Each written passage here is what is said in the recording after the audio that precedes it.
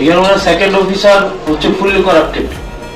ওনার second officer, আপনার second officer fully corrupted, টাকা ছাড়া কোনো, উনি হচ্ছেন পাঁচজনা না।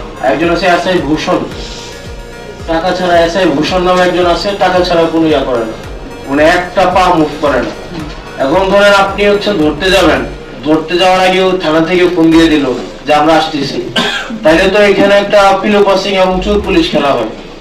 আপনি আপনার যারা অফিসার আছে আপনি ওনাদেরকে ওনাদের সাথে নিয়ে বসেন, এবং এটা না হয় খুব মানে জনরোষের শিকার হবেন আপনারা।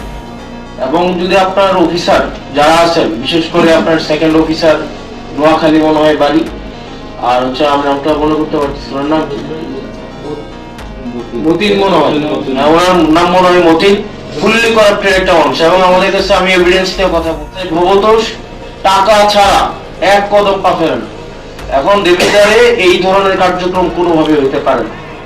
আপনার একটা স্বাভাবিক সাধারণ মানুষ আপনার হচ্ছে, এবং থানার মধ্যে আপনার থানা আপনি চালান না, আপনার থানা চালায় হেলাল, আপনার থানা হেলাল চালান।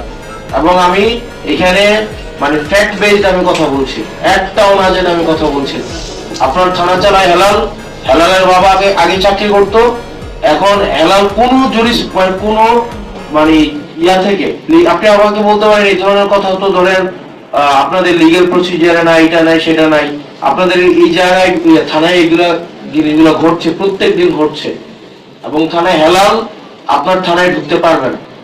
আজকের পর থেকে আপনার থানা চালাবেন আপনি, আপনার থানা আপনার আইন অনুযায়ী চলবে। এবং থানার যারা সদস্য তারা হচ্ছে আপনার যারা আইন শৃঙ্খলা বা পুলিশ আছেন, আপনার আন্ডারে যারা পুলিশ আছেন তারা হচ্ছে আপনার থানা চালাবে।